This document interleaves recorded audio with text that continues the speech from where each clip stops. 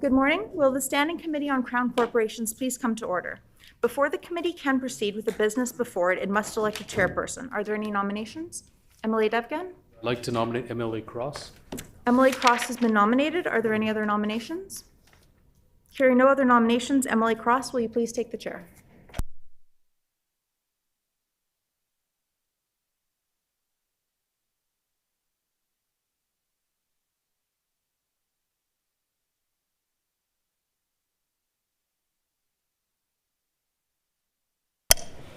Our next item of business is the election of a vice chairperson. Are there any nominations?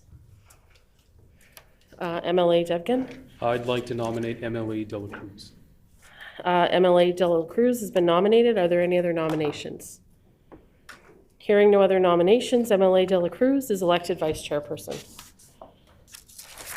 This meeting has been called to consider the annual report of the Manitoba Liquor and Lotteries Corporation for the fiscal year ending March 31st, 2023. Before we begin, I would like to remind everyone that questions and comments must be put through the chair. Are there any suggestions from the committee as to how long we should sit this morning? Yes. Sorry. Mr. Okay, MLA Wharton? Mr. Wharton? Oh, sorry. Mr. North. Sorry, my bad. Mr. Narth. Thank you, Madam Chair. Under recommendation from the minister, we're okay with an hour and a half for committee today. It has been suggested that we sit for an hour and a half. Is everyone agreed? Agreed? Agreed and so ordered. Does the Honourable Minister wish to make an opening statement, and would they please introduce the officials in attendance? Yes. Honourable Minister. Good morning and welcome to the Standing Committee on Crown Corporations. As the Minister responsible for Liquor and Lotteries, I'm here this morning along with senior officials from Liquor and Lotteries to give a presentation on the results of the 2022-23 fiscal year and to field questions on the results from members.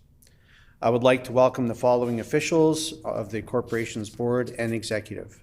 Jeff Traeger, Chair of the MBLL Board of Directors. Jerry Sull, President and CEO of Manitoba Liquor and Lotteries. My Deputy Minister, Jeff Natchuk, and Director of Ministerial Affairs, Zach Fleischer, also join me today. As attendees to the meeting will know, Manitoba Liquor and Lotteries business lines of gaming, cannabis, and liquor sales generate much-needed revenue for the provincial budget that is in turn used to deliver healthcare, education, and priority. La Société des Alcools et Lotteries gère beaucoup de finances pour le budget provincial, pour les soins en santé, l'éducation et d'autres priorités. Notre gouvernement a donné un mandat à Société des Alcools et Lotteries pour être responsable pour les services de notre corporation et pour assurer que les communautés et les travailleurs sont supportés en livrant ces choses aux Manitobains. Our government has provided a mandate for liquor and lotteries to responsibly continue and to provide the services of the Crown Corporation and to ensure that communities and workers are supported in delivering customer needs. Manitoba Liquor and Lotteries employs many Manitobans in good public sector jobs, and we will ensure that Liquor and Lotteries maintains and even expands those operations to meet the demands of today and tomorrow. Notre futur est dans les mains certaines de notre président et de notre conseil administratif. L'employé des sociétés des loteries et alcool sont des Manitobains qui ont des très beaux travail et nous allons assurer que ça maintient leur tien aux provinces du Manitoba. Liquor and Lotteries also has an important role in fostering an entrepreneurial environment for liquor production and positive spin-offs in job and business creation for our Manitoba economy. I will now turn the presentation over to Jerry Sull, President and CEO of Manitoba Liquor and Lotteries, with a question and answer to follow. Should the chair be okay with that? We thank the honorable minister. Does the critic for the official opposition have an opening statement? Okay, Mr. Narth, please go ahead. Thank you, Madam Chair. It's my pleasure to join everyone today to consider and review the 2022-2023 annual report for the Manitoba Liquor and Lotteries. I'd like to thank all the outgoing board members of MBLL, particularly the outgoing chair, Bonnie Mitchelson, for their hard work. As we recognize the hard work done by the board members in the past, I look forward to the contributions Mr. Traeger is able to bring to such an important and valuable Crown Corporation in Manitoba. As we all know, liquor and lotteries, which now includes cannabis, are inherently high-demand products that have the opportunity to be profitable, and activities that bring them unique social challenges that are delicate and require capable guidance to acquire a positive net benefit to all Manitobans. MBLL has a major role in Manitoba, regulating and wholesaling the sale of all liquor. As a result of the single supplier model Manitobans rely on, those services are looking at more expansion and choice when it comes to what's available in our province. It is undeniable that the models used in liquor, cannabis, and lottery delivery within our province are unique, extending from complete government control and sale to a form of private-public blend. I look forward to receiving some clarity from the minister today and delving deeper into the report with the goal of highlighting some inefficiencies and possible avenues for improvement in delivery. Thank you for the opportunity to be involved with this process and help to make Manitoba the best place it can be. We thank the member. Do the representatives from the Manitoba Liquor and Lotteries Corporation wish to make an opening statement? Please take the floor. Mr. Soul. Mr. Soul? Yes. Mr. Soul. Good morning, and thank you for the opportunity today to speak about Manitoba Liquor and Lotteries fiscal results for 2022 and 23, and what our nearly 3,000 employees contributed back to the province of Manitoba. In fiscal year 22-23, we were thankful to have all our operational areas running at full capacity for the entire year. This was most impactful for the gaming line of business.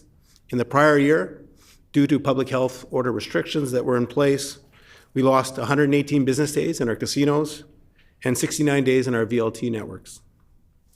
A strong return of customers back to our land-based casinos and VLT sites, and the strong continued growth of cannabis, propelled the organization to a record $740.9 million profit and return back to the province of Manitoba. This is an increase of 24% over the previous fiscal year. Looking into the performance of our three lines of business, the gaming and entertainment line of business contributed 55% of our net income back to the province. So again, an important line of business in contributing our proceeds back to the province that support important provincial programs. Not only does gaming provide net income to the province, it also provides a meaningful income stream for more than 1,300 business partners who help serve gaming and lottery services across the province. In fiscal 22-23, the casinos of Winnipeg continue to see strong post-pandemic attendance numbers and higher than expected wagering.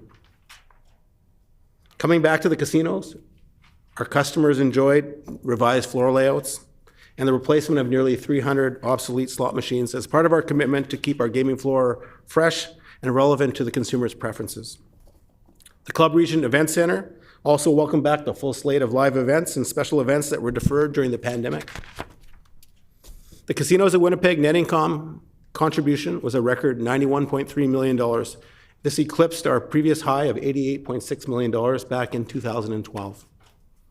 The lottery division is responsible for sales and distribution of scratch and win tickets, bingo paper, break open tickets, and support the regional and national draw-based games that are operated by Western Canada Lotteries Corporation. Lotteries contributed $52.7 million, which was a slight decline of 9% from the prior year. Our lottery ticket sales are very dependent on long jackpot rolls. But despite having a significant number of jackpot rolls last year, we started to see a pattern where the incremental lift that we would see normally when we'd have long jackpot rolls were no longer occurring. So this is kind of an indicator that we need to look at refreshing some of our national-based games. So recently, we refreshed the Lotto 649 and added the gold ball component, and we were looking to do similar adjustments to Lotto Max, which is the primary contributor to our revenue on the lottery line of business. Our allocation from Western Canada Lotteries was also negatively impacted by a new cost calculation model to compensate the provinces of Alberta and Saskatchewan for the fact that the majority of the Western Canada Lotteries Corporation jobs reside here in Winnipeg.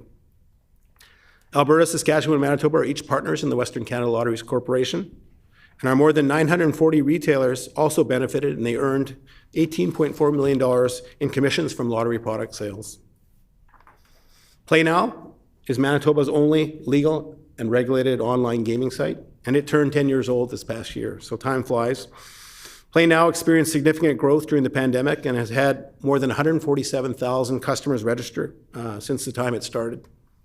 Play Now returned a net income of $53.1 million, which is a decline of almost $10 million or 16% from the prior year.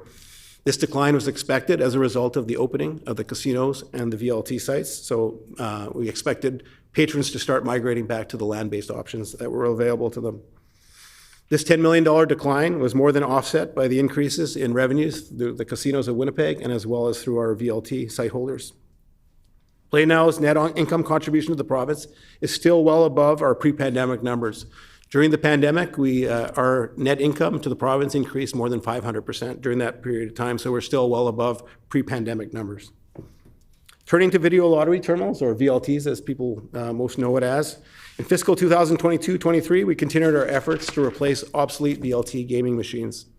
In 22-23, we purchased 960 new VLTs as we look to reduce the risks associated with running obsolete equipment. Revenues rebounded strongly following the pandemic, which was with an overall return of $193.5 million back to the province, which was a 49% year-over-year increase. These numbers continue to trend in a positive direction this year as VLT site holders start to expand their hours of operation and have addressed some of their staffing challenges, which impacted the hours of operation in 22-23. I'm confident we will be back to pre-pandemic numbers by the end of this current fiscal year. Commissions and contributions to the 440 plus VLT site holders in Manitoba exceeded $108 million last year. This would include First Nations site holders, veterans, and as well as commercial site operators, and both in Winnipeg and across Manitoba. In our liquor line of business, we saw a net income return of $319.1 million, which was a 0.8% increase over the prior year. In this fiscal year, as we saw things normalize for the liquor marts and of course for the liquor vendors, we start to see a slight decline in their total sales, and the contributions from the licensee channel and the specialty wine stores saw a significant increase as we saw restaurants, lounges, and bars reopen. As the central order point for beverage alcohol distribution in the province of Manitoba, Liquor and Lotteries serves more than 1,800 commercial customers, which includes restaurants, bars, specialty wine stores, hotel beer vendors, and liquor vendors. Our annual distribution volumes of beverage alcohol was just over 102 million liters. This was a 1.6% year-over-year decrease in volume. As we saw in 21-22, we continue to see declines in the volumes of beer and wine liters sold, while the refreshment beverage category continues to grow by double digits and a small increase in the spirits category. We are always proud to provide Manitobans with a great selection. In the last fiscal year, we introduced 1,100 new products for Manitobans, and we currently have more than 13,000 unique products that we distribute from 70 different countries to our various public and private channels that retail beverage alcohol. In our liquor mart locations, we continue to look for the right balance between safety and convenience. And in the past year, we introduced enhancements to our controlled entrance to expedite or maximize the throughput of individuals, recognizing there are periods of time in our province where it's inconvenient to be standing outside. So we've introduced new practices to, provide a better experience for Manitobans, as well as we introduced the ability for minors to enter and the accompaniment of a parent or a guardian into the facility. On the manufacturing side, in our province, we're pleased to see that the Manitoba local manufacturers continue to have a strong presence on our retail shelves. There are currently 48 producers in the province of Manitoba that manufacture craft beer, fine wine, ciders, meads, and spirits. Our Manitoba local manufacturing industry has come a long way from the hospitality strategy. It was introduced back in 2011, providing many incentives to build this industry up. Again, we are committed to continue the growth of this industry in Manitoba. Our cannabis business is now 5 years old, and in the last fiscal year, we saw strong year-over-year revenue growth of 27%, which has resulted in a contribution of $31.3 million back to the province of Manitoba. These results were driven by the growth of the number of retail cannabis stores in the province of Manitoba, as well as the continued downward pressures on pricing. So both kind of contributed to this, significant double-digit increase over the previous year. At the end of the fiscal year 22-23, we had 177 retail cannabis stores. That was an increase of 36 stores from the previous year. Looking at this current year, we're already up to 199 stores in Manitoba, 117 of those located in Winnipeg, and the other 82 across Manitoba. The Manitoba cannabis retail industry continues to grow, not only in fiscal 22-23, but in this current year, we continue to see strong double-digit growth. In our recent Statistics Canada report, it was suggested that 70% of cannabis consumed is purchased through a legal source, which is one of the key goals in when we decriminalize cannabis in the country. Similar to liquor, we look to ensure our retailers have access to a wide selection of products. Our current cannabis catalog provides more than 2,900 products from 147 different licensed producers, all registered with Health Canada. Some of the most rewarding work for our team at Manitoba Liquor Lotteries obviously is giving back to communities that we live in and that we work. Each year, Liquor and Lottery sponsors hundreds of community festivals, cultural events, and charitable fundraising initiatives across the province. In the current fiscal year, we are pleased to expand our sponsorship categories, providing additional opportunities to many more worthwhile charitable organizations and community groups. In fiscal 22-23, we contributed $1.4 million to worthy Manitoba recipients. As prescribed under the Manitoba Liquor and Lotteries Corporation Act, 2% of our anticipated net income is allocated for social responsibility programming. These funds go to support addictions treatment, support organizations, as well as community-based harm reduction programming and research related to the responsible use of liquor, cannabis, and gaming products. In fiscal 22-23, our corporate responsibility spending totaled $13.2 million. Time has expired. Is there leave for Mr. Sewell to continue with his report? Leave is agreed. Please continue. We were able to utilize some of the carry forward amounts from the previous year. So we used $500,000 from the previous year, and based on a budget of $635 million in the previous year, our allocation was destined to be $12.7 million, but we used $500,000 that was carried forward in the prior year. When it comes to our goal to be an employer of choice, we continue to put a higher priority on diversity, equity, and inclusion. With our employee-based diversity, equity, and inclusion subcommittees, we've developed a vision statement and a roadmap that will basically create an environment where all staff have a sense of belonging and everybody can be their whole self when they come into the workplace. Truth and reconciliation and our contributions to the calls to action also remain a high priority for our organization. Similar to DE&I, we've created a roadmap that will allow us to follow a road to providing greater respect for and inclusion of Indigenous persons. In closing, I want to recognize the entire Manitoba Liquor and Lotteries team, all 3,000 employees who continually go above and beyond. This success doesn't happen without them. Their fingerprints are all over the $740.9 million that's returned to the province, and we're proud of what we do for the province of Manitoba. And we are proud to be a reliable contributor of net income that supports important government programs. Thank you. Thank you. The floor is now open for questions. Thank you. Mr. Narth. Thank you, Madam Chair. And Madam Chair, is that how you'd like to be addressed? Madam Chair, Honorable Chair, Honorable Chair, Honorable Chair. Okay.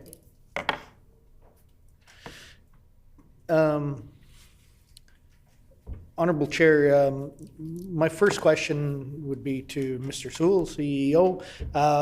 Basically just trying to dive into the operations of Manitoba Liquor and Lotteries and get a better understanding of how the operations function and how you see them functioning moving forward. So the first question is going to be around profitability. Obviously, we've stated that this is a significant revenue source for the province of Manitoba, this Crown Corporation, and how I had mentioned in my opening remarks that inherently this is profitable business venture, right? These are high demand products, but need to be managed accordingly, with some very special considerations also in mind around social impact of the products and the delivery of services.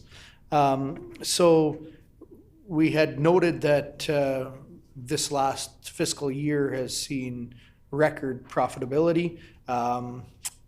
With those record profits, can you explain what exactly that means and how was that accomplished? So is this as a result of the expansion in sales or the expansion of profitability? And moving forward, do you see an increased profitability for the products and services, whether it be gambling or liquor sales, cannabis sales, or is it going to be an increase because of demand increase moving forward? Mr. Sewell? So I think, the first point, obviously, when we look at any kind of growth in the organization, we want to make sure it's responsible growth, social responsibility is a priority for the organization. I think, there's really two parts to, when you look at kind of sustained growth, one being obviously increasing revenues, at the same time, being operationally efficient. Some of our priorities obviously are making sure that we have the right products, that customers expect, and to encourage, purchasing of our products, whether it's gaming, cannabis, or liquor. So having the right price, the right selection, and convenience, obviously is an important part in generating revenue. At the same time, it's important and prudent to making sure that we're running our operations efficient. Again, so a high focus on ensuring that we have operational efficiency, whether that's through process or through technology. And another important kind of aspect, and I spoke to it earlier, is the fact that we want to be a reliable source to the province of Manitoba. So business continuity is also an important aspect. So ensuring that our assets, are again maintained, they maintain currency, so that we don't have any extended interruptions to business that would affect our revenue streams back to the province of Manitoba. But again, I think, as it relates to the three lines of business, again, it's continuing to have the right products and services in place at the right time for our customers. Any other questions? Sorry, Mr. North. Thank you, Honorable Chair. I guess just supplemental to that is then completely understand where you're going and what that means. But would you see that moving forward into the future that we're going to see record profitability year after year as a result of the undertakings that you had mentioned? So again, Sorry, Mr. Sewell. Please proceed. so our priority obviously is to make the greatest, economic and social impacts, to the province. Again, with a kind of keen eye to focus on kind of, what are the products, that we need and services we need there to, kind of maintain that. Again, as far as record years, again, I think this past fiscal year had some uniqueness to it. And I think it's important to kind of point out that the $105.9 million profit that we realized, part of it came from, being $67 million better than budget. So we underestimated the return back into the casinos. And, that was an important component. On the operational expenses side, there was a $37.9 million variance to the positive. A lot of that related to coming out of the pandemic and not being able to mobilize and stand up the resources required to get started on important business initiatives. So there was, I would call it an underspend in the last fiscal year. But again, I expect, continue to see on the casino line of business, continue to see year over year double-digit increases. I would expect liquor to be very soft, kind of moving forward, and gaming continues to grow, and in particular VLTs as they return back to pre-pandemic numbers. Mr. North? Thank you, Honorable Chair. Just then moving on to advertising and advertising around all three. Can you highlight what the advertising budget was in this past fiscal year and what type of advertising was primarily used? Mr. Sewell? So we have two different kind of advertising. Obviously, there's advertising directed at promotions, related to directing incremental or having incremental revenues. And there's also the brand side of it, that we kind of, look to advertise there. So we spent almost $8 million in advertising. And again, there was an increase with the reopening of the casinos and the VLT sites. So we had incremental year-over-year costs associated with the additional days of operation for the casino. Mr. Narth? Okay. Thank you, Honorable Chair. It's noted that there's more than 3,300 private vendors that I assume includes licensees, right, as well as private liquor stores, public liquor stores. So in that report, as mentioned, which of those specifically sell liquor, and can you highlight the breakdown of how liquor is sold and distributed around the province, since it's a bit of a blended model and people familiar with how liquor is sold and obtained within the city of Winnipeg is different than it is the rest of Manitoba. Mr. Sewell? Yeah, so we're proud of the public-private model we have in Manitoba to retail beverage alcohol. When you look at kind of by a sales dollars perspective, our Liquor Mart stores contribute 53% of that. When you look at our liquor vendors, about 167 of them in Manitoba, they contribute 10% to our revenues. Looking at the licensees, there's approximately 1,500 licensees in Manitoba. That would be bars and restaurants. And they contribute to 34.2% of our revenues. And then lastly, the specialty wine store is smaller, and it's a 2.4% contribution back to the province.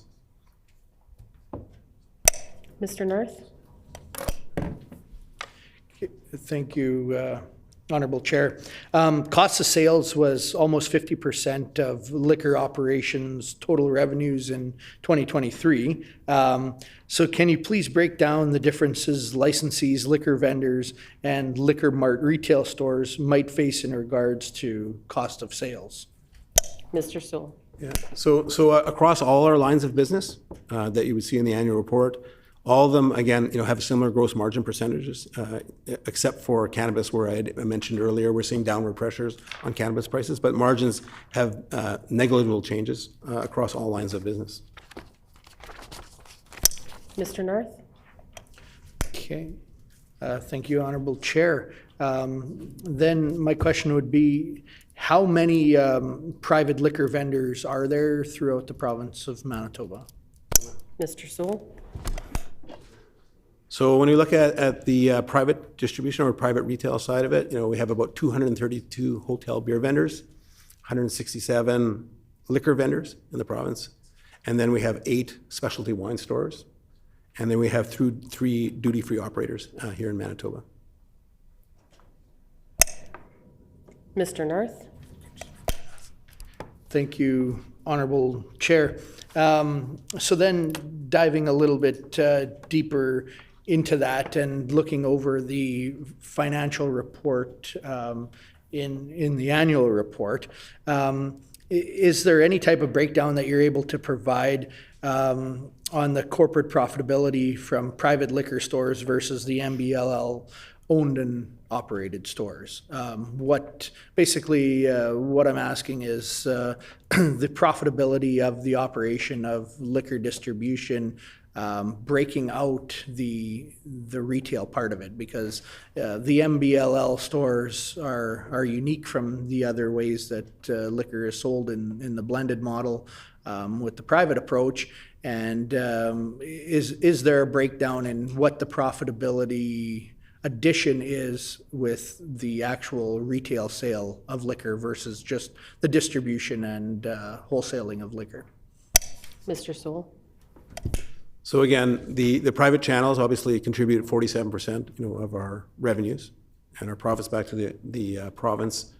As you might be aware, again, we do have a commission structure or a discount that's provided to our liquor vendors. So the liquor vendors obviously receive a 11.75% discount, obviously, so that's what would erode our margin as our discount contribution to the liquor vendors, similarly, the hotel beer vendors also have a discount model in place. It's 14.55%. So that would make up the difference in, again, the margins related to the different channels. Mr. Narth? Thank you, Honorable Chair. So I guess further into that, where I'm going is that that the compromise in profitability? Is it 11 3/4 on spirit sale, liquor sales, and 14.55% for MBLL to be retailing that liquor product? Is that what it is, or is it not as profitable? Mr. Sewell? Yeah, no, I would say, like I said, the way the model stands now, like I say, it is a profitable model, that we operate here in Manitoba. Mr. Narth? Thank you, Honorable Chair. So would you say then that the public retailing model would contribute more than the 11 3/4% and 14.55%, or is it comparable or less? Mr. Sewell? Again, like I say, they contribute 48% of our net income back to the province. So again, they're an important contributor back to the net income to the province. Mr. Narth? Thank you, Honorable Chair. Yeah, we might circle back to that to dive a little deeper into exactly what I'm trying to see. Basically, what we aren't seeing in the breakdown in the financial report is an actual breakdown of all the levels of sale and distribution and how that contributes to the overall profitability. So we see a public-private blended model, but everything's lumped all into one, and we see the overall profitability, but trying to get an understanding on what's more profitable. Is it private liquor distribution and sale, or not distribution, but the private liquor retailing, or public liquor retailing, or are they completely equal? So I'm just wanting to see if that 11 3/4 completely translates into the staffing of liquor marts, the infrastructure investment in liquor marts, and all the rest of the carrying costs that are associated with carrying out a retail endeavor. Mr. Sewell? So again, all net income obviously is returned back to the province. So you had made mention of, contributing back into staffing. Again, all earnings are returned back to the province of Manitoba. Also on page 16 of the annual report, there is a breakdown of the sales dollars related to the various channels you're speaking to. What it doesn't provide, obviously, is a breakdown of the cost of sales related to those individual channels. Mr. Narth? Thank you, Honorable Chair. And that's exactly what I had noticed. So maybe we can lead into the next question with that, since you had highlighted it. We see the breakdown of sales, and that's great. We see the breakdown of sales in comparison: beer, refreshment beverages, spirits, and wine. We just don't see the breakdown in individual profitability. So with that being said, we've noticed an increase in refreshment beverages, an increase in spirits, somewhat of a decrease, but some stability in wine, but definitely a decrease in beer sales volume and profitability, as the report highlights. Is this a trend, and how are you addressing that trend, if so is a trend? Mr. Sewell? Yeah. So as far as trends go across North America, we're seeing the same kind of trend as it relates to what we call the refreshment beverage category. So that would be ready-to-drink products, coolers, and ciders. And most jurisdictions are seeing double-digit increases in that category. We're seeing some of the beer sales decline and moving into that category. From a profitability perspective, obviously the refreshment category has a higher margin for us. So again, that can help offset some of the decline in sales in beer. Of course, the wine category, continues to decline, obviously, over the last 2 years. Continue to see a decline. Again, it's incumbent upon us to make sure that we have, again, a selection and pricing mechanism in place that, again, supports, what the demands of the consumers are out there. And that'll be our strategy to move forward. Mr. Narth? Thank you, Honorable Chair. As private liquor vendors and all other liquor vendors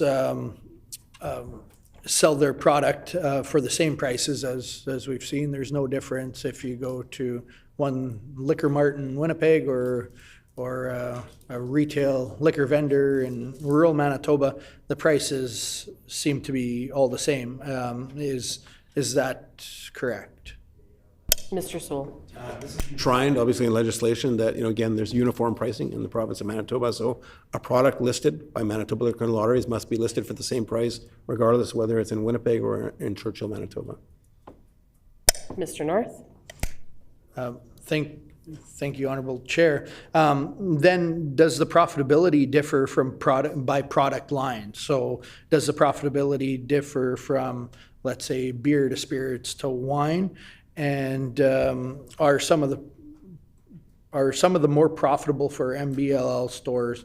Are some of the MBLL stores more profitable than other MBLL stores and also the private liquor stores?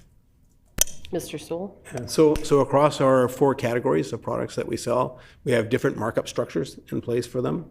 So wine category is marked up 75%. Spirits, or wine and spirits are 95% for wine and spirits, 75% for beer, and 153% for spirits. Mr. North. Would you be able to state those numbers again? Mr. Sewell. Beer, 75%. Wine and refreshment beverages, 95%. And 153% for spirits.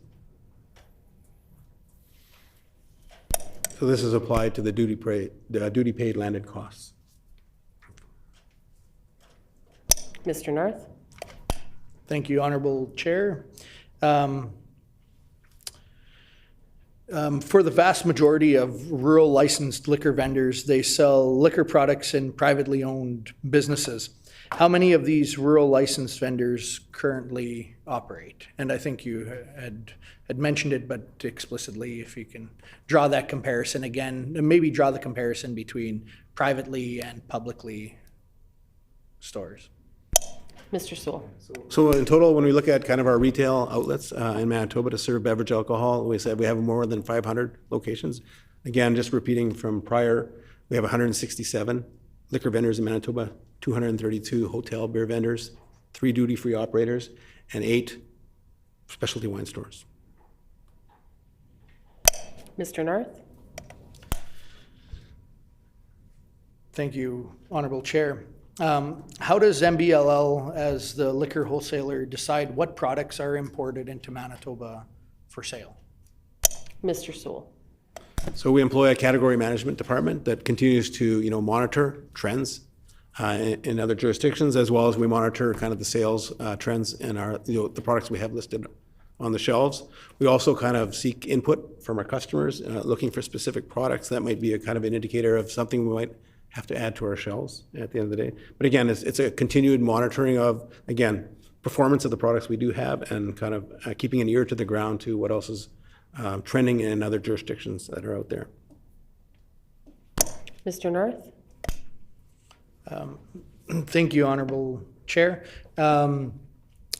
We have seen an expansion over the years of Liquor Mart Express locations. How many of those Liquor Mart Express locations exist in Manitoba?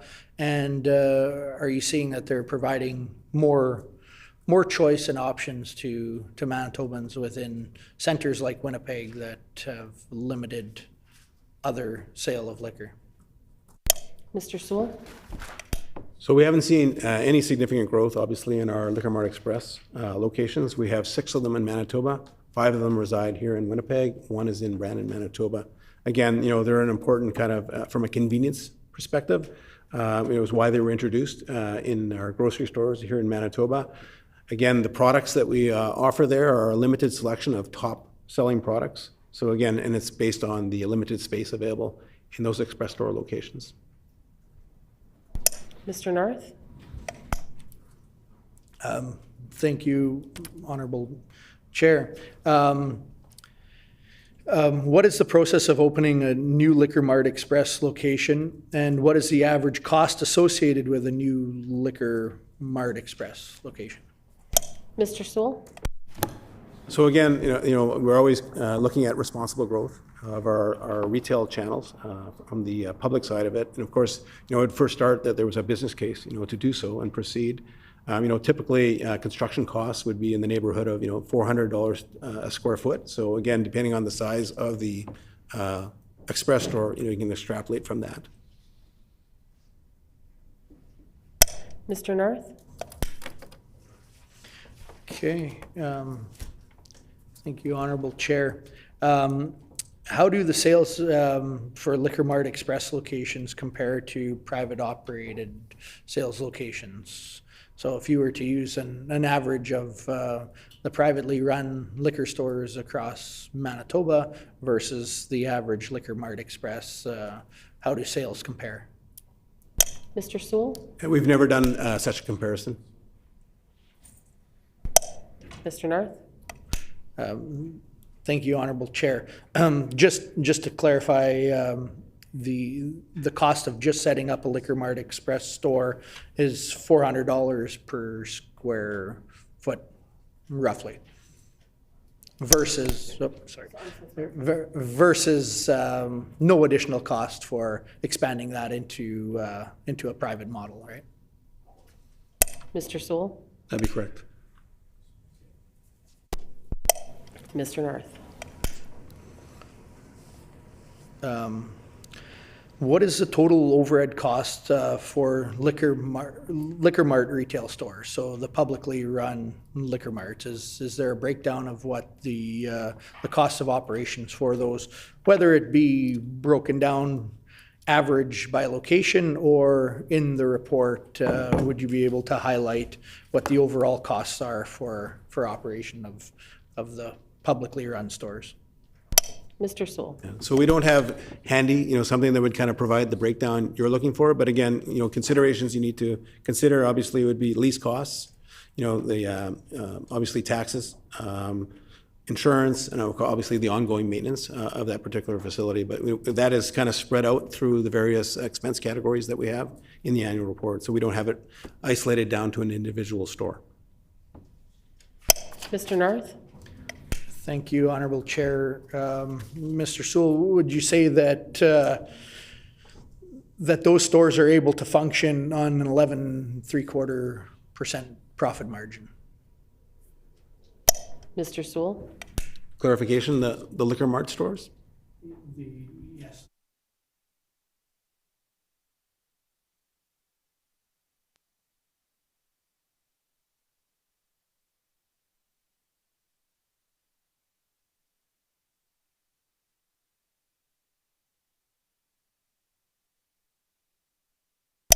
Mr. Sewell? Obviously, there'd be a reduction, obviously, in the returns to the province, if we were running on that percentage. Mr. Narth? Thank you, Honorable Chair. I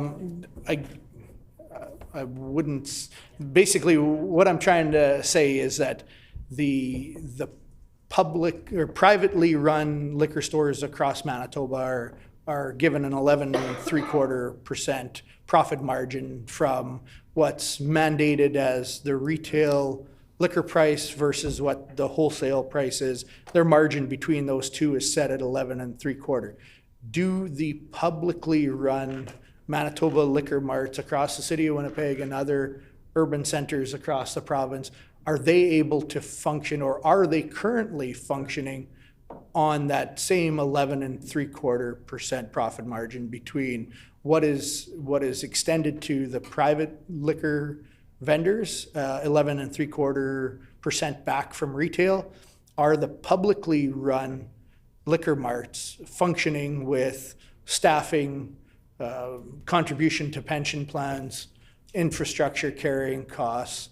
Are they functioning with that same 11.75%, or is it less? Are they able to function? Are they able to pay all their carrying costs to retail liquor at a smaller margin? Is it possibly only 5% they are able to pay staff and keep the lights on, or is it more than 11.75%? Mr. Sewell. I think an important distinction is that in most liquor vendors, this is not their primary line of business. They have other lines of business to support their operations, so you can't solely look at and isolate the liquor profitability of it. There are other products and services often offered through our liquor vendors in Manitoba.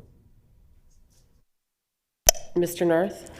Thank you, Honorable Chair. Would you be able to expand on the percentage that goes towards other operations through Manitoba Liquor Lotteries, specifically on liquor sale and distribution that are outside of just the retailing? So if we're talking about the profitability of a liquor store, a Manitoba Liquor Mart within our urban centers, can you explain what those additional costs are that would convolute the formula here, that we wouldn't be able to dive down and seeing what exactly the amount of profitability is taken to run those retailing outlets?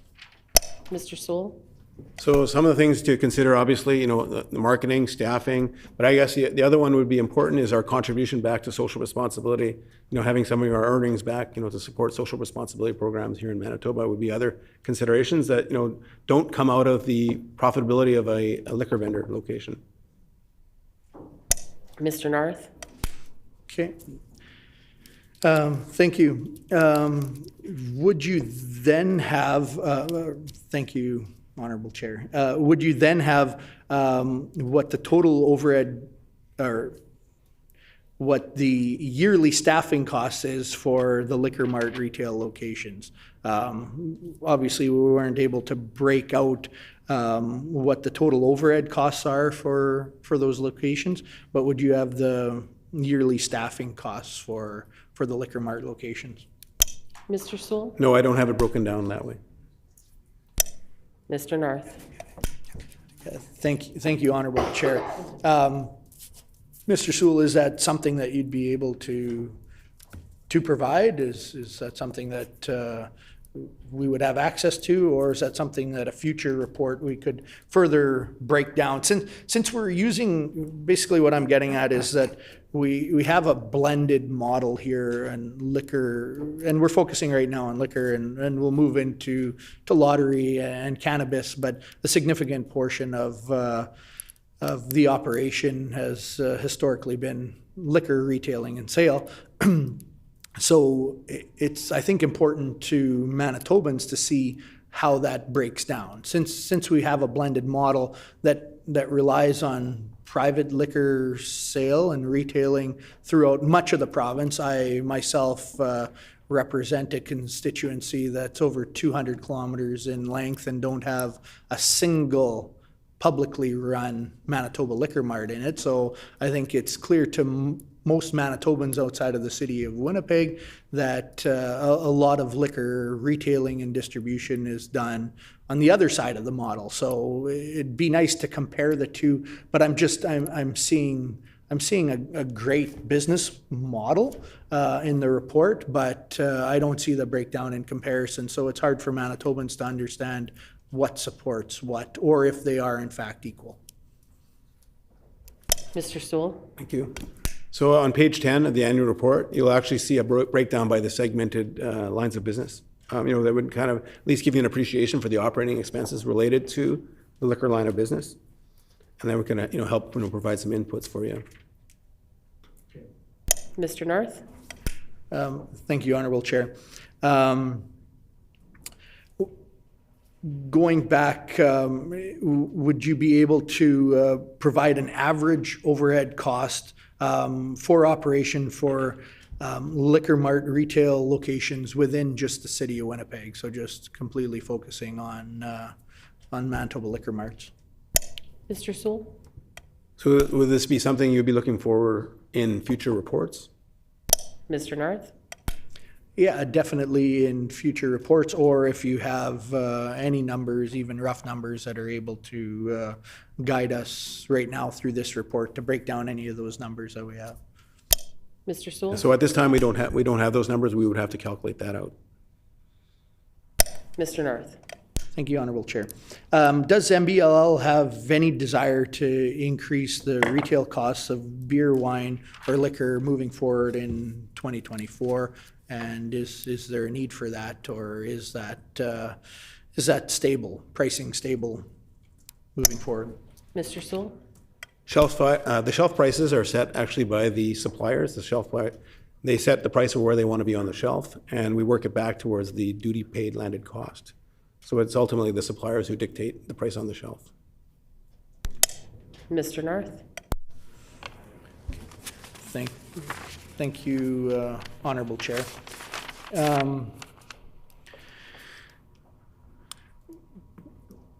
This past year, we saw a lot of disruptions within distribution and retailing of liquor throughout the province of Manitoba.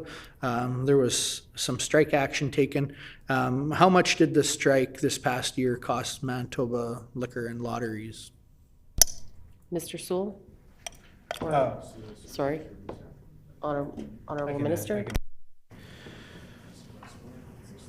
When we are talking about disruptions to Manitoba Liquor Lotteries in 22-23, we need to consider the cost to the workforce, the cost to the organization that delivers high-quality products across Manitoba. So when assessing the overall cost, I would be remiss if I didn't mention the cost in the workplace and the employees for Manitoba Liquor and Lotteries. Mr. Narth? Thank you, Honorable Chair. Just to clarify then, there was no cost on, or cost breakdown or projection on costs that those interruptions had created for your organization. Mr. Sewell? So in roughly estimating the impact to the organization or our net income back to the province of Manitoba, we used a rough calculation of what the sales would have been or could have been during that approximate 45-day period, and compared that to, using that as a basis for lost sales. So our cost of sales, obviously was reduced from that. So our gross margin was $11.7 million. Salaries and benefits was a positive $2.8 million. And then our other operating expenses related to additional storage and replacement workers that were necessary during that period of time amounted to $1.25 million. So roughly, I say roughly, $10 million, a negative $10 million was the impact to the province of Manitoba. Mr. Narth? Thank you, Honorable Chair. What support was provided to your partners that weren't affected by the strike, and how were they affected? So in that private-public model with all distribution through the public model, obviously that had effect on your private partners. Was there support that was provided, and how were those publicly run stores that weren't on strike but dependent on the MBLL system, how were they affected? Mr. Sewell? So again, during that period of time, during when there was strike action, obviously a lockout during that period of time, we did our best to use exempt management and staff to staff the stores as best as we were able, and to provide, albeit not the most convenient mechanism, but to provide accessibility to the private channel retailers that are out there. As we kind of, went through the strike, we identified an opportunity to be more efficient, where we took our Eastwind stores in Transcona and converted that into a liquor licensee only retail outlet to kind of help provide some efficiencies. But again, we did the best we could during that period of time with the staff that we had. Mr. Narth? Thank you, Honorable Chair. I guess moving away from that, and again, highlighting the changes in appetite, for lack of a better term, amongst Manitobans for liquor, and trends we're seeing are changing as highlighted on page 16. Refreshment beverages and spirits are up, while wine and beer are down. You'd made mention to it and talked about it, but is there a pivot plan in place that would answer to that? So is there, are we expected to see a change in how liquor is retailed within the stores, being that there's a significant focus currently on wine within the stores, and that may be a trend that's on a downward slide? Mr. Sewell? So as I mentioned earlier, again, we have a category management team that continues to kind of monitor the landscape, and kind of trends that are out there. And again, to make those adjustments in our purchasing to make sure that, we're aligned to what the consumers are leaning towards. So if, we start to see consumers, again, straying away from beer or from wine products, then we might start increasing our selection, in the spirits category or in the refreshment beverage category. So again, and this is nothing new, despite, seeing these declines year over year. Again, we're always looking to monitor and make sure we have the right products on the shelf to provide convenience, selection, and price to our Manitobans. Mr. Narth? Okay, thank you. Thank you, Honorable Chair, and thank you for that response. With that being said, that there's changes, and right now, even in a market as Winnipeg, our largest urban center, sees liquor sales primarily done on the public model, but beer vendors done primarily or provided primarily on a private model. Do you foresee room for the expansion of private liquor sale into urban centers like Winnipeg that are currently under the MBLL monopoly? Honorable Minister? Our crown corporations belong to the people of Manitoba and should always remain publicly owned and operated. And I have given our board chair the mandate to continue that. And Manitoba Liquor and Lottery has a responsibility to deliver high-quality products to consumers and efficiently with a high public delivery approach. Mr. Narth? Thank you, Honorable Chair.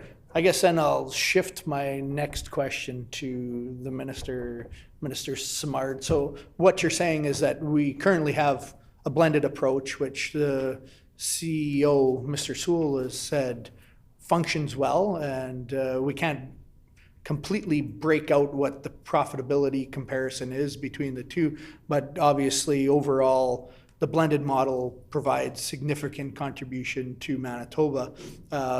Minister Simard, are you saying that this model couldn't exist within urban centers that do already have some form of private partnership in the beer vendor store? So the beer vendor stores function in harmony together with the publicly run liquor marts.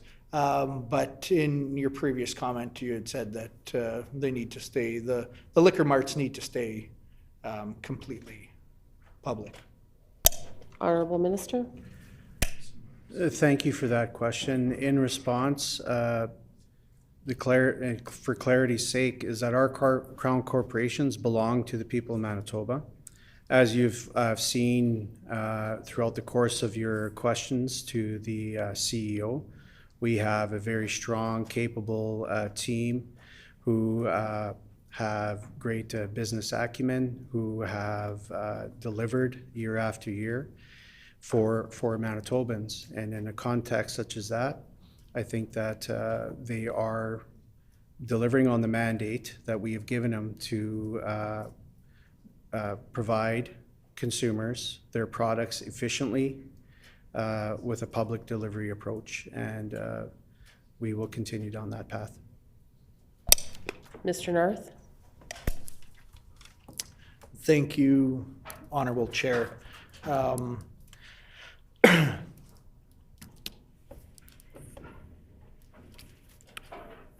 Again,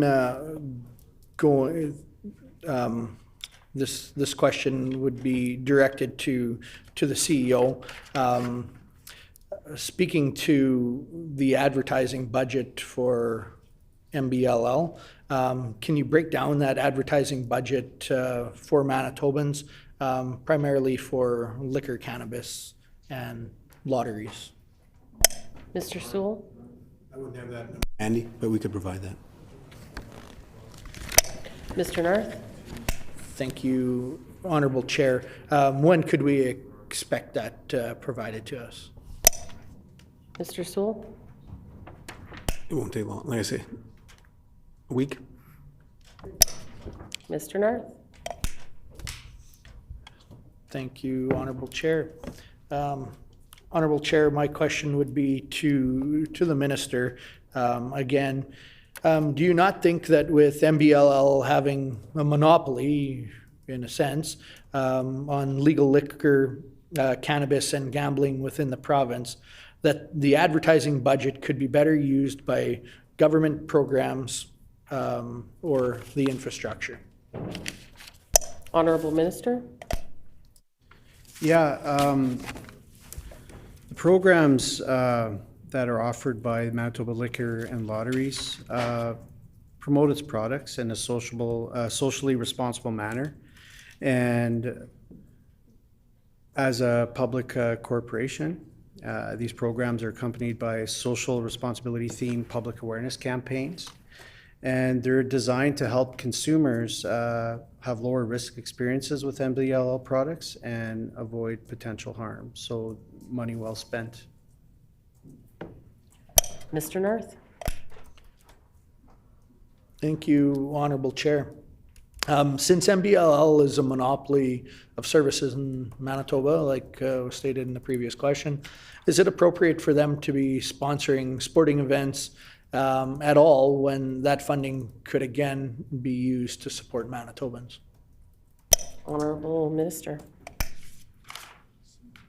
When you, I guess I'm asking for clarification on the question when you say sporting events. Mr. Narth? Thank you, Honorable Chair. Yeah, I guess we could expand it to all Manitoba community events, but specifically there's advertising that's done through sporting events. There's advertising. MBLL, Manitoba Liquor and Lotteries has signage up and sponsorship at a variety of different events around the province, but specifically high-profile events and organizations within the city of Winnipeg. Honorable Minister? Yeah, the corporation has a proud history of giving back to the community and contributing in social responsibility measures that make our communities safer, healthier, and as responsibility programs to help address addictions. So I would say that a corporation that does do those things, I think its place in the communities, in the locations that it serves, the products that it is able to provide to Manitobans to enjoy it responsibly, is entirely appropriate. Mr. Narth?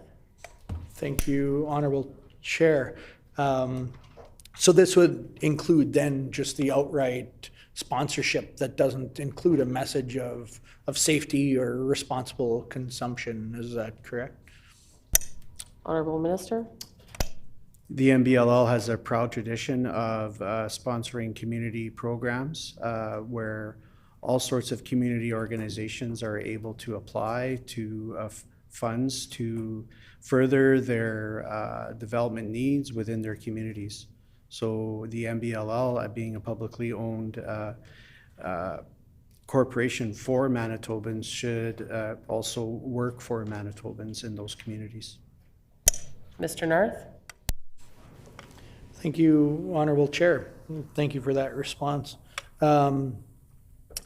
Just to be clear on the issue of convenience, going back to speaking about the expansion of choice and convenience within those express stores, in the mandate letter that the minister had delivered to the new board chair, Mr. Traeger, who we have with us today, you said, and I quote, responsibly expand public liquor retail stores, including Liquor Mart Express outlets, to give Manitobans more options while maintaining support for the small businesses in rural and northern Manitoba that sell liquor. Will you commit today to those expanded retail operations, including privately owned and operated businesses in urban centers? Honorable Minister. Yeah, any expansion of public liquor retail stores would be undertaken following proper business case analysis, which would include ensuring ongoing support for the small businesses in rural and northern Manitoba that sell liquor, as well as the implementation of retail industry best practices, which improve the customer experience in growing communities. Mr. Narth. Thank you, Honorable Chair. So I just want to clarify then, because going back to our comments and breaking down the profitability and the profitability comparison between a private model and a public model of retailing, would the minister be able to answer if, in fact, the reason that we see an absence of publicly run liquor retailing in these rural locations is completely because of the financial viability that they hold in comparison to the highly populated urban centers? And would the minister also be able to answer, is that the reason why we don't see a willingness to expand private liquor retailing within those urban centers? Honorable Minister. Profits from the sale of liquor are returned to the provincial government to support government programming and initiatives in areas such as healthcare, education, social and community services, economic development, and public safety. And as is evidenced in the annual report of Manitoba Liquor and Lotteries, we have a high-performing corporation that is delivering on its mandate to remain publicly owned and to deliver high-quality products to its consumers.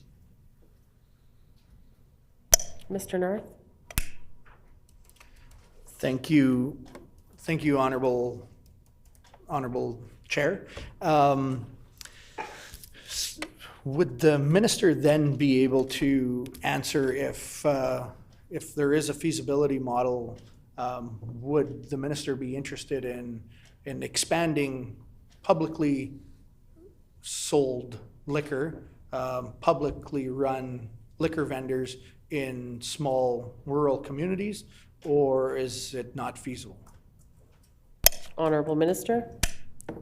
As I referenced in a previous response, any expansion of public retail liquor stores would be undertaken following proper business case analysis. Mr. Narth. Thank you, Honorable Chair.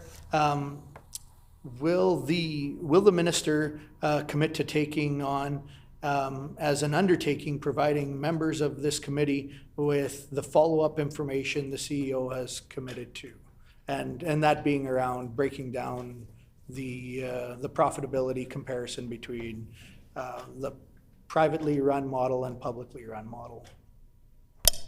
Honorable Minister. Oh, sorry. Honorable Minister. Do you want to answer that question? Oh, I'll refer to the CEO. okay. Mr. Sewell. I guess one of the questions there, like if there was to be some sort of comparative, then we would have to have insights into the profitability of those individual operations, which we don't have. So, if you're going to try and compare a liquor mart, revenue or margins, to that of a liquor vendor, again, you would have to have those insights into, the profitability of the various liquor vendors here in Manitoba to do a proper comparison. Mr. Narth.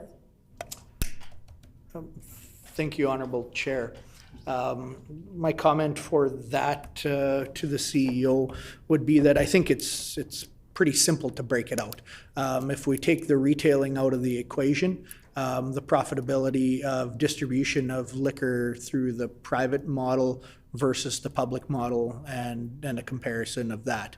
If that is too complicated to break down, which should be very simple, there should be operating costs of running a business like any business privately held or publicly held throughout our great province. If you're not able to break down the revenue streams, that's somewhat alarming.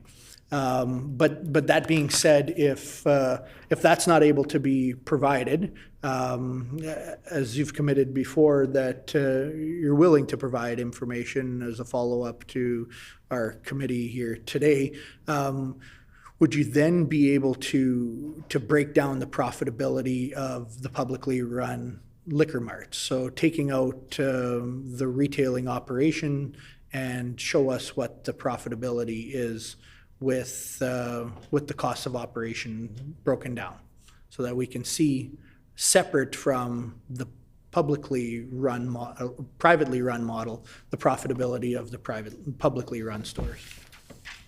Mr. Soul? I think, again, it would be very difficult to do an apples to apples kind of comparison, recognizing in a liquor vendor, as I said before, it's not their primary line of business. They have assorted or other capital investments or costs, related to it. So I think it would be very difficult to do that comparison. Back to an earlier comment you made, back to rural Manitoba, we have 27 liquor marts in Manitoba. And again, with our mandate, there's an opportunity to see if there's opportunities to either grow or contract. In Manitoba, we continue to look at the performance of all of our liquor mart stores, and again, that provides us an opportunity to look at: do we expand a store? Do we contract a store? Do we move the store, or do we even potentially close the store? And we've had situations where, example, most recently in Churchill, where we converted a liquor mart store into a liquor vendor, providing a great opportunity for a private citizen to run that store. If you go even further back, we took the Stonewall store, which was privately owned, and we converted it into a liquor mart. So we're always looking for these opportunities, again, to be responsible, but at the same time, optimize our net income back to the province of Manitoba. Mr. North? Thank you, Honorable Chair. I guess, so then, a last effort to be able to get a better handle on what the profitability looks like of the publicly run liquor stores. Would you be able to provide a cost of operation for the Manitoba liquor marts in general that can be across the entire province? And that is very Mr. Soul? And that is included in the segmented net income statement that's in the annual report. I'm just wondering how detailed you want to carve that out, because that's already segmented that way. Mr. North? Thank you, Honorable Chair. Basically, what I'd be looking at is just carving out the wholesale distribution of liquor to private partners. So excluding all private liquor stores, looking at the cost of operation just specifically for the publicly run liquor mart, so that we have an understanding. We know it's clear to see that we're telling privately owned and operated liquor vendors across Manitoba that they are set to 11.75%, just to see if there's a comparison that we can make. Honourable Minister?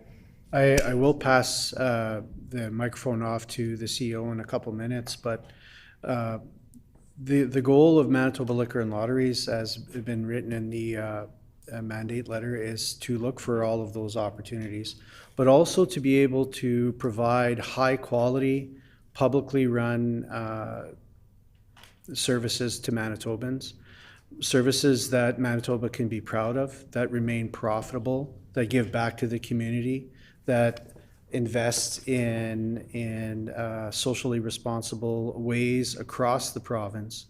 And in terms of future development of stores, we would continue to ask the same thing of the MBLL, and we have a high-performing, high-functioning executive team that is able to deliver on its mandate to do so, and in a socially responsible and effective way.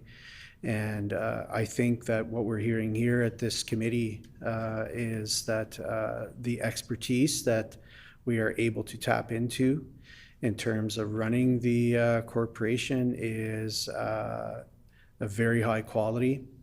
The business case for Manitoba Liquor and Lotteries remaining public is quite obvious when you look at the benefits that have been returned to the province in recent years and in upcoming years. And I can say that I am extremely proud of our relationships, not only within the business community with private retailers, but also with a renewed focus on reestablishing the respect for workers in our buildings who were negatively affected over the last year by decisions made by previous governments. So we have a whole lot of trust in our corporation to be able to deliver high quality, publicly owned service to Manitoba. But I will pass on to the CEO to answer the remaining part of your question.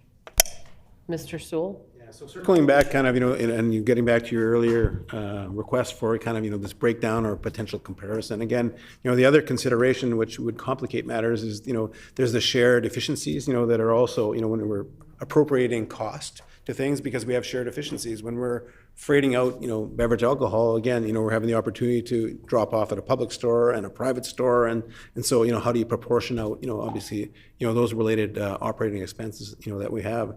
We also have in the back end technology and systems that are shared. So an example would be we share our cannabis and liquor operations, through a single technology solution. So again, there's a lot of efficiencies that it would be hard to parse out to do, kind of that precise comparison you're looking for.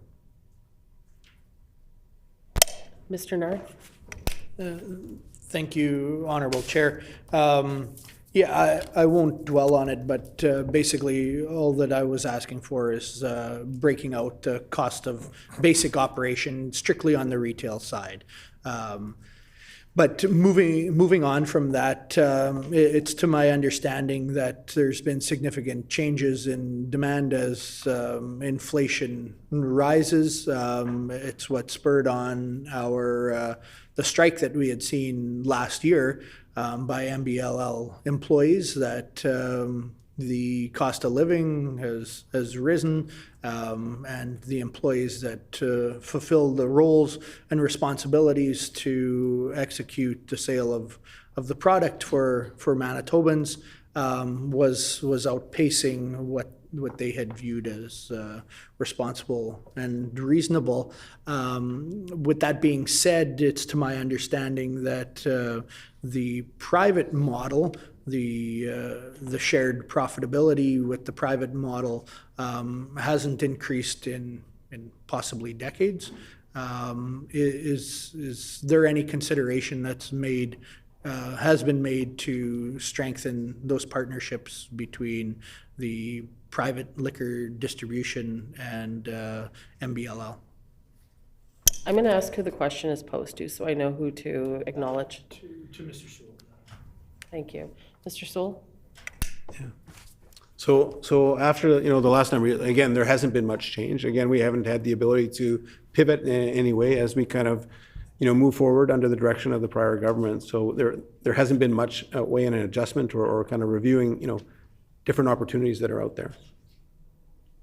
And Honorable Minister? And just further with respect to the workforce that exists within the public model, our government prides ourselves on listening to the workers who work tirelessly to deliver high quality experiences and products to Manitobans, and proud of our recent record in advancing those conversations with those workers. Mr. Narth? Thank you, Honorable Chair. My question then would next be to the Minister, if the Minister would be in favor in also providing those same increases in profitability to the private liquor stores, which are capped and controlled by an agreement. They don't have the opportunity to access the free market and set their own prices. The prices to the the partnered private stores are set by MBLL, similar to the wages that are set for those that provide the retail service in the public model. So since we've identified that the public staff are worth investing in, do you feel that the private store owners are worth investing in and increasing the profitability to those stores? Honourable Minister. Thanks for the question. We value the partnerships that we have within the private delivery of liquor across Manitoba. And it's similar to the expansion of liquor stores when we're talking about expanding profitability to private businesses. We will, in discussions with the executives of Manitoba Liquor and Lotteries, look at all business cases for all lines of business across the MBLL. And so all conversations to that nature are ongoing, whether it be the VLT that you see at your local diner, or whether it is the beer that is offered in one building or another. Those conversations across sectors within the MBLL are ongoing, and we have a lot of faith and trust in our executive to be able to manage those situations. Mr. Narth. Thank you, Honourable Chairs. Quickly moving on, in light of where time has led us, moving on to lottery end of the corporation. Online gaming platforms have opened up to private companies in other provinces in Canada. Some individuals close to us, some individuals choose to use privately owned betting apps while living in Manitoba. What impact do you feel this has on the online gaming operations revenue? And do you think this is why online gaming revenue is decreasing? Who's the question posed to? To the CEO, thank you. Okay. I can answer that, Chair. Okay. Honourable Minister. PlayNow.com is Manitoba's only legal online gaming platform, and offers one of the most extensive offerings in Canada, and including single event sports betting. And it also, PlayNow.com, incorporates player health and tools and messaging on social responsibility, including the ability for self-exclusion, including the ability to manage betting patterns. And we also comply with all federal reporting obligations. And PlayNow.com is also the only betting app that invests in Manitoba.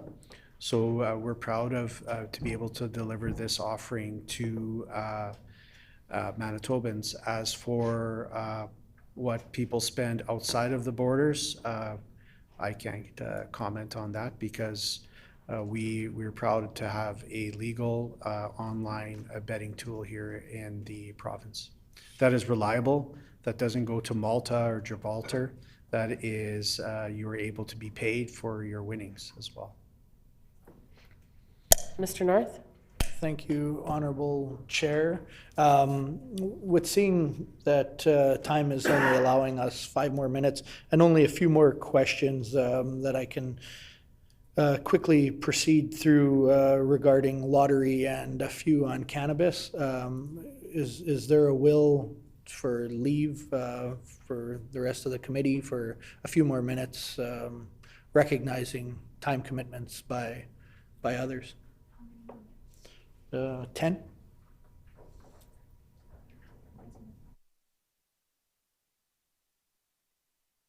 Leave is being requested to sit for an additional 10 minutes. Is there leave from the committee? Okay. Leave has been granted. Mr. Narth. Thank you, Honourable Chair, and thank you for granting that leave. My next question expands on that, and the question would be to the minister. Will your government expand sports betting options within Manitoba? Honorable Minister. Play Now is Manitoba's only legal betting platform run by the MBLL. Mr. Narth. Thank you, Honorable Chair. Moving through this a little bit quicker, how many new VLT and gambling licenses were granted in 2023? And this question is to the CEO. I'm sure he would know it best. And do you think more will be granted in 2024? Mr. Sewell. So in Manitoba, as it relates to our commercial operators, there's 5,122 VLTs. So again, we have to work within those confines. So, as we see licensees, again, shut down, those machines are potentially redistributed, but we have a fixed number of VLTs in the province of Manitoba. And through the pause in gaming, we weren't permitted to expand beyond that number. So again, we work with what we have available. So there's no expansion of additional VLTs in the province of Manitoba. Mr. Narth. Thank you. Thank you, Honorable Chair. The question then will be flipped over to the minister, as the mandate letter has expressed a lift in that pause. So then, question to Minister Simard: do you foresee an expansion in VLT and gambling licenses through 2024? Honorable Minister. Yeah, as we lift the gaming pause, we welcome engagement with multiple communities to discuss with stakeholders opportunities, realities within the provincial context for gaming, which may or may not include those things that you referred to. Mr. Narth. Thank you, Honorable Chair. My question would then be to the CEO. Do you track demographic data on betting? And if so, are you willing to expand on that? And is that information provided publicly? Mr. Sewell. So the only demographic capabilities we have to track player behavior or player inputs, obviously, would be those who register to have a club card, in our casino environment. Again, we do some exercises of kind of looking at age demographics, in order for us to look at promotions or advertising to be appropriate to the demographic that we're catering to. So we do have access to that information, both for our online gaming and only in the casino where a person has a club card. Mr. Narth. Thank you, Honorable Chair. With the this is a question would be to Minister Simard. With the proposed lift on the gaming pause, are you referring to a publicly owned approach, solely publicly owned approach, or would this be a blended model? Honorable Minister. Yeah, the gaming pause has been in effect for 5 years, and in addition to preventing any expansion of gaming in Manitoba, it also impacted regular gaming operations that are not an expansion of gaming, including renewals or expansion opportunities. So we continue to engage with stakeholders, and we will be, when the gaming pause was instituted 5 years ago, it came with a promise of a gaming review. And unfortunately for our government, we are unable to locate any such gaming review, nor was it ever shared with the Manitoba Liquor and Lotteries. So in our continued consultation, in our continued engagement with stakeholders, we continue to look at the existing landscape and look for opportunities, which include expansion opportunities. Mr. Narth. Thank you, Honorable Chair. So with that being said, MBLL earlier in January had a release by officials putting out a warning about a fake Club Regent online casino. What has the minister and MBLL done to ensure Manitobans aren't deceived by predatory practices like these? Mr. Sewell? Unfortunately, again, the internet has provided conduit for, many scam artists and such out there. And of course, we were aware of the fake ad that was published. Obviously, we had to bring that forward to Meta, or the Facebook operators, to bring it to their attention and go through their process of removing that ad. Mr. Narth? Thank you, Honorable Chair. My question would be to the CEO now, shifting over to cannabis quickly for our last few minutes. Honorable Chair, cannabis has expanded into online sales this year. What has been the impact on revenues, if the CEO would be able to answer that? Mr. Sewell? Yeah, firstly, I guess, our primary source of revenue is coming through the land-based stores, of course. Again, we continue to have a strong cannabis market in Manitoba, with continued requests for additional licensees, to operate in Manitoba. Again, I would say Manitoba is a strong cannabis market and continues to grow year over year. Mr. Narth? Thank you, Honorable Chair. This question would be to Minister Simard.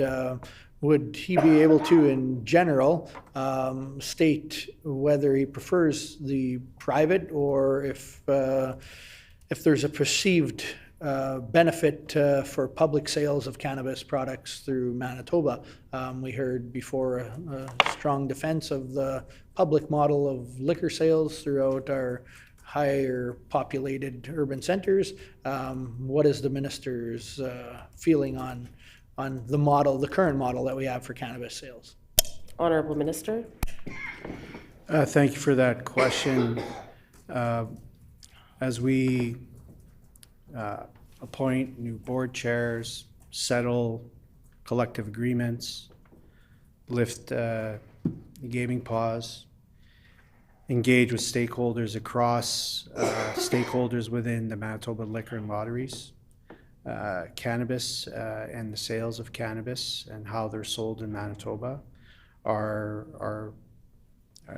is being top of mind in terms of those types of engagement and information shared with our office. The things I referenced prior with respect to how busy the Manitoba Liquor and Lotteries have been in the last 4 months with a lot of the items we've tasked them to do. We'll continue to look at the model in which cannabis is sold, continue to engage with partners and in that industry. And I guess my answer is we're still engaging with stakeholders. Mr. Narth? Thank you, Honorable Deputy Chair. My question would be to the CEO. Would the CEO feel that the current model of cannabis retailing and the shared partnership in distribution between MBLL is effective, or is there lost opportunity for the province of Manitoba? Mr. Sell? As you would see, obviously, in the report, we've seen this significant year-over-year increases. We haven't, considered any alternatives. Mr. Narth? Thank you, Honorable Chair.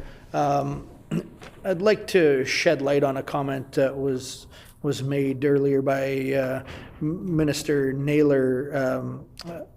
If I may quote Lisa Naylor, NDP critic for liquor and lotteries, told the House that the private system for cannabis sales may not benefit the province. And I quote, "I think it's safe to say that that's something we need to look at more closely." Naylor said, again in quote, "We understand that private sales of cannabis were brought in under the PC government, and I know that is not the norm across the whole country," she added. Quoting again, "So I think it's safe to say that if we're elected, which they were, we'll take a close look at all of the decisions that were made regarding cannabis when we weren't the ones at the table making the decisions. So my question would be to the minister, do you disagree with your colleague? And is the NDP, the new NDP government, no longer pursuing private operations within Manitoba? Just a reminder before the response that we do not use members' first names. You referred to Minister Naylor as by her first name. Honorable Minister? Thank you. I agree with Minister Naylor when Minister Naylor states that we should closely look at the practices that have been instituted, and I'll leave it at that. Mr. Narth? Thank you, Honorable Chair. Getting back to the gaming pause, the minister said that he is meeting with and open to meeting with stakeholders. I would like to ask the minister if he will share who he is meeting with and which stakeholders and who he has consulted with. Honorable Minister? The answer is we meet with people who are coming to us with ideas that are stakeholders, current stakeholders and business partners across Manitoba. And the best place to make those engagement talks are, as they are not completed, should not be shared here at the committee table. Mr. Narth? Thank you, Honorable Chair. Just to clarify, would then the minister commit that he's willing to meet with all stakeholders across all of Manitoba, not excluding anyone who's interested in meeting? Honorable Minister? I'm glad Mr. Naylor's or Mr. Narth has brought that up because, as you know, our government is a listening government. We've met with thousands of stakeholders across Manitoba on a variety of issues, on a variety of concerns, whether it be in healthcare, safety, sport, culture, justice, and Manitoba Liquor and Lotteries is no exception, and we will continue to do so. Mr. Narth? Thank you, Honorable Chair. My question then for clarification, again, back to Minister Simard, is Minister Simard willing to share that list of stakeholders that have been consulted with or will be consulted with before decisions are made?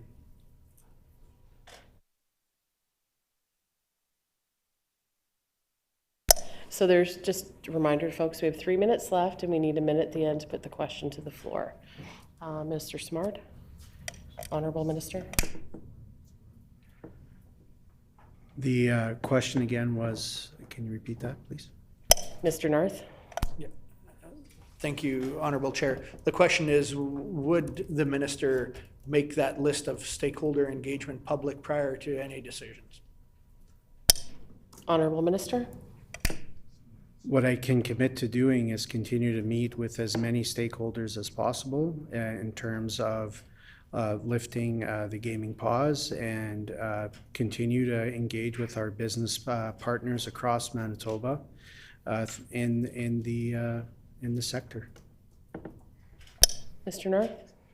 Thank you, Honorable Chair. So just to clarify, making a statement to the minister, he's not willing to make that public, and in light of time, that concludes my questions.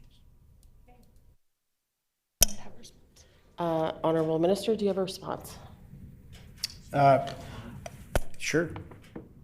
My response is I am so impressed with the Manitoba Liquor and Lotteries Corporation.